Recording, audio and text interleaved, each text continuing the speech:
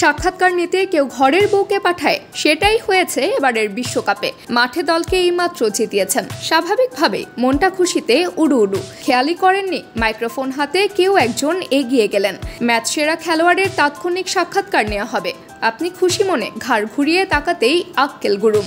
ভ্রু কুঁচকে ভাবতে পারেন এটা কেমন কাজ। ইন্টারভিউ নিতে মাঠে হাজির বউ। কারো কারো এমন লাগতেই পারে স্ত্রী তো শুধু ভালোবাসার নয়, কিছু ক্ষেত্রে ভীতির কারণও। পান থেকে চুন খসলেই শাসনের চোটে 7 সমুদ্র 13 নদী এক হয়ে যেতে পারে। কিন্তু জশপ্রীত বুমরাকে ওসব শাসন বারণ শুনতে হয়নি। স্বামী কর্মক্ষেত্রে সফলতা পেলে স্ত্রীর খুশি হওয়াই স্বাভাবিক। বুমরাও নাসাউ কাউন্টি স্টেডিয়ামে কিছুক্ষণ আগে ভারতের জয়ে রেখেছেন সবচেয়ে বড় ভূমিকা। ভারতের মাত্র 119 রানের পুঁজি জয়ের জন্য পর্যাপ্ত হয়ে উঠেছে তার 14 রানে 3 উইকেট নেওয়া বোলিংয়ে। পরশু রাতের এই ম্যাচ শেষে মাঠেই আইসিসিকে সাক্ষাৎকার দিতে হয়েছে বুমরাকে। আর সেই সাক্ষাৎকার নেওয়ার কাজটি করেছেন বুমরারই স্ত্রী সঞ্জনা গণেশান। 2013 আইপিএলে সাক্ষাৎকার নিতে গিয়ে বুমরার সঙ্গে পরিচয় সঞ্জনার। সেখান থেকে বন্ধুত্ব, এরপর 2 বছরের প্রেম এবং 2021 সালে বিয়ে। প্রেমটা যে দুজনের মধ্যে এখনো আগের মতোই সেটি বুঝে নিতে পারেন সঞ্জনার ডিনারের মেনু জানতে চাওয়া দেখেই। মাইক্রোফোন হাতে সাদা পোশাকে চমৎকার লাগছিল সঞ্জনাকে। বুমরার গা থেকে ভারতের জার্সি তখনও নামেনি।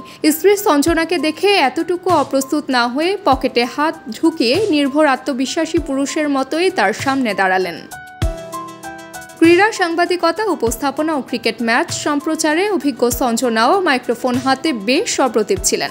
মডেল হিসেবে ক্যারিয়ার শুরু করলেও স্টার স্পোর্টসের খেলাধুলার অনুষ্ঠানের সঞ্চালক হিসেবে সুনাম অর্জন করেছেন। এবার টি-20 বিশ্বকাপে কাজ করছেন আইসিসি ডিজিটাল ইনসাইডার টিমে। সেই সুবাদেই সামনে বইয়ের মাইক্রোফোন।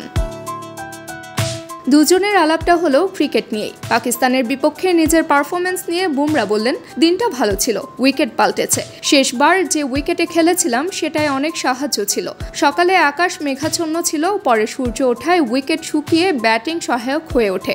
সিম মুভমেন্ট ও সুইংও কম ছিল, কিন্তু আমরা চাপ ধরে রেখে ম্যাচ বের করতে পেরেছি। কোনো পর্যায়েই আমরা ভীত ছিলাম না।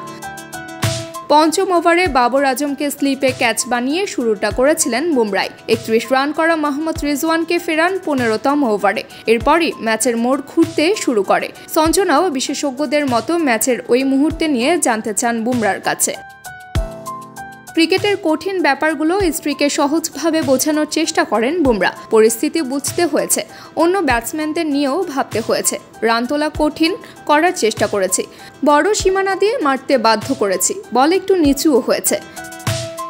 সাক্ষাৎকার শেষে বুমরাকে ধন্যবাদ দিয়ে সঞ্জনা বলেন, শিগগিরই দেখা হচ্ছে। বুমরা উত্তরে যা বললেন তা শুনে কোনো বিবাহিতের নিজের জীবনকে মনে পড়তে পারে। যেন বন্ধুদের সঙ্গে দেখা করতে যাচ্ছেন, দ্রুতই ঘরে ফিরবেন।